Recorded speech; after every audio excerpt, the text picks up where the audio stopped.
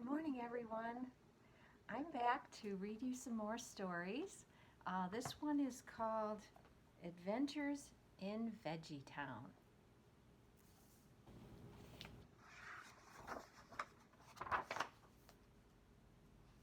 The first story is called The Spoon in the Stone.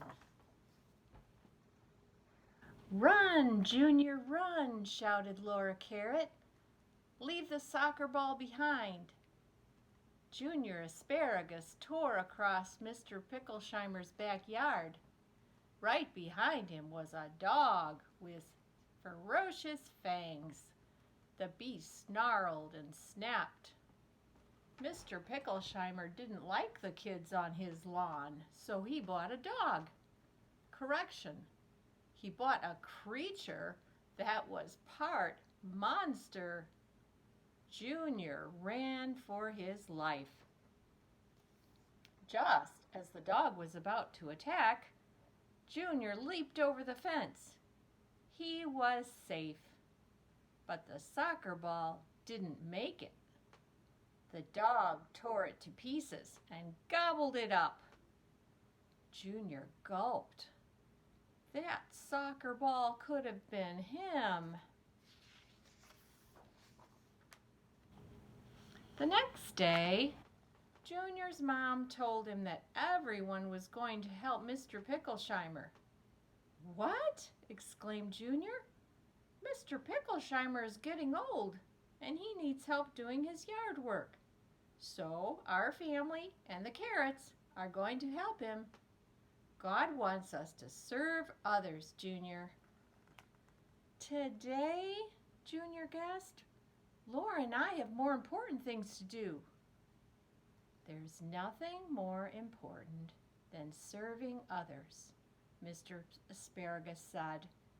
"We need you home by 1 o'clock." Junior sighed. He didn't like this at all. Later that morning, Junior and Laura complained loudly in the treasure trove bookstore in the heart of Veggie Town. "Why should we have to help a grouchy old pickle?" Laura muttered. "We have more important things to do." Mr. O'Malley couldn't help but overhear. "Hey, you're having the same problem a lad and lassie had in a storybook I once read." "Let's see if I can find it," said the Irish Potato, who owned the store. "It's somewhere in the Serving Others section, right next to the Scratch and Sniff classics," he mumbled. "Oh, here it is.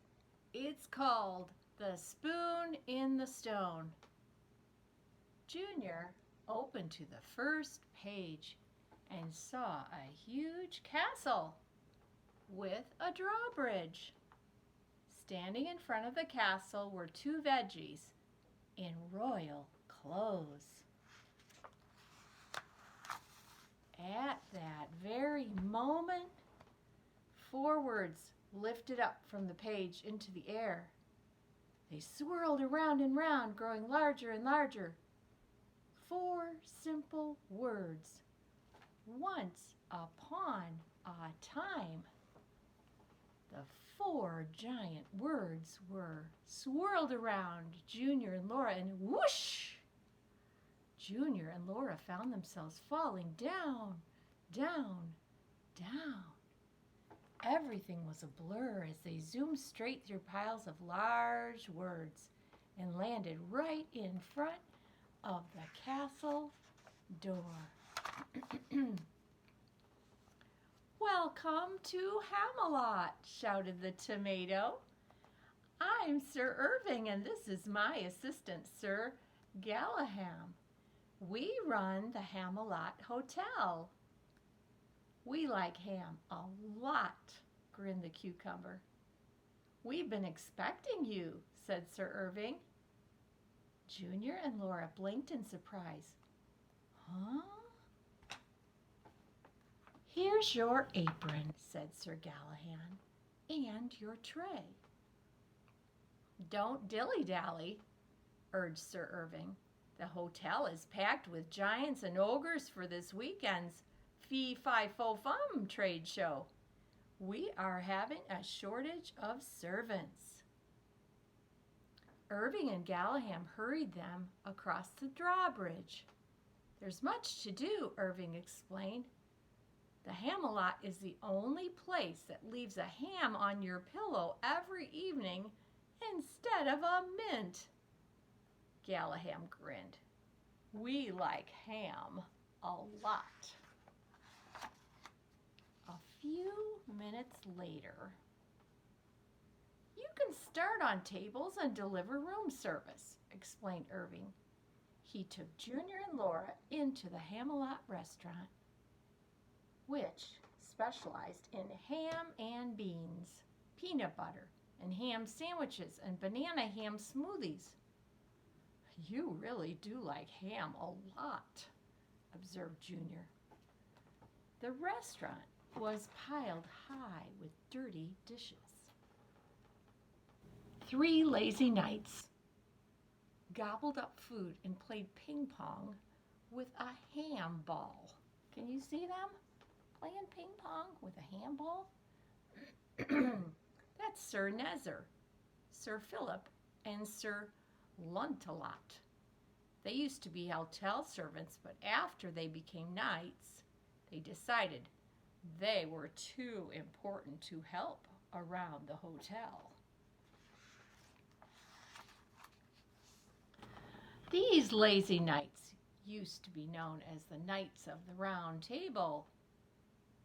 But with no servants to clean up, the round table piled up with dirty dishes, and there they are. So they switched tables and became the Knights of the Pool Table. Then they became the Knights of the Card Table, and now they're the Knights of the Ping Pong Table. At that very second, a pea ran up to Sir Irving and handed him a slip of paper. Here's your first job, Irving said. We've got a rush order of ham and bean soup. Deliver it to room 53. The knights of the ping pong table suddenly stopped playing. The handball bounced off the table and clunked Sir Nezzer in the helmet. It knocked his visor shut on his tongue. Ouch! Room 53, gasped Sir Philip. That's the dreaded giant Grizzle's room. Grizzy's in the deluxe dungeon suite, said Sir Luntalot, and he's very dangerous. That's right, said Sir Nezzer, whose tongue was still caught. Junior and Laura looked at each other. Maybe we better not bother him. Nonsense, said Sir Irving as he handed the tray of food to Junior. You'll be fine. Besides, if you don't serve him this food, Grizzle will tear apart our hotel. A little while later, Laura knocked on the door to room 53, and a giant pickle swung open the door. What took you so long? He boomed. If Junior had knees, they would have been shaking. A large dragon lurked behind the giant. Steam curled from his nose, which set off the smoke alarm. The giant pickle roared and smashed the alarm into bits. Junior cleared his throat and tried to be brave. Your soup, sir. The giant stared down at the bowl. The spoon, where's the spoon? They forgot the spoon. I'll get it, Laura volunteered. You stay with me, the giant roared. If the little asparagus can't find the spoon before the Hamelot Tower bell rings, then I'll have carrot stew instead. Junior dashed back to the kitchen. All the spoons were caked solid with gunk. Please help me find a clean spoon, Junior begged the knights of the ping pong table. Sorry, we're knights. We're not servants, said Sir Lancelot. But God wants us to serve others, Junior begged.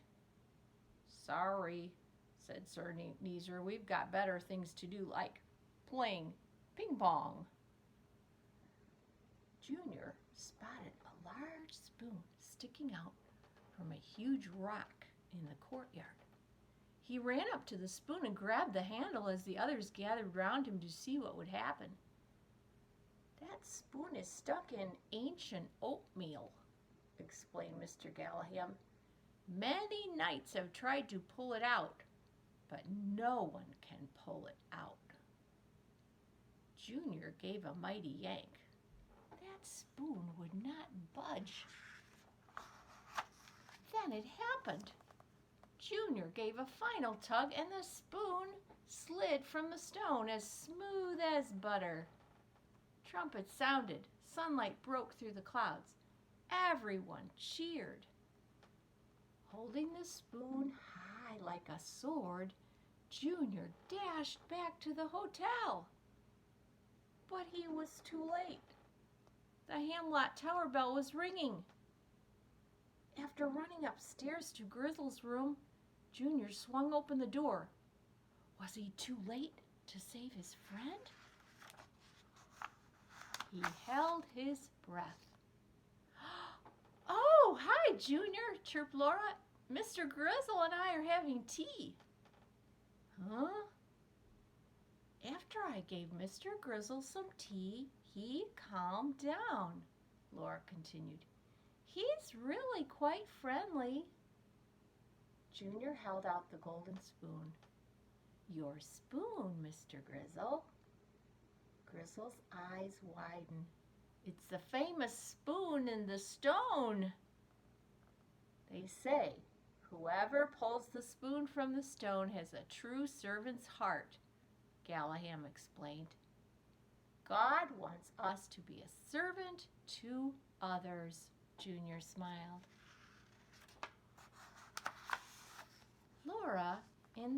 Later in the courtyard, Sir Galaham asked Junior and Laura to kneel before him. I dub thee Sir Junior and Lady Laura, he said, gently tapping them on the head with the spoon. Hold it, shouted Sir Philip. By making them a knight and a lady, they'll be too important to be our servants. Don't worry, Junior told them. There's nothing more important than serving others, Laura added, even when you're a knight. Sir Galaham grinned. I like that a lot. Just then, uh-oh, said Grizzy. I think you're at the end of the story. We'll miss you, Junior called.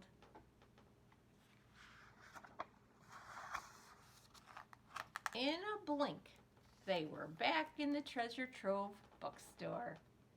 Well, now, how did you like the book? Asked Mr. O'Malley, shuffling over to them with sandwiches and pink lemonade.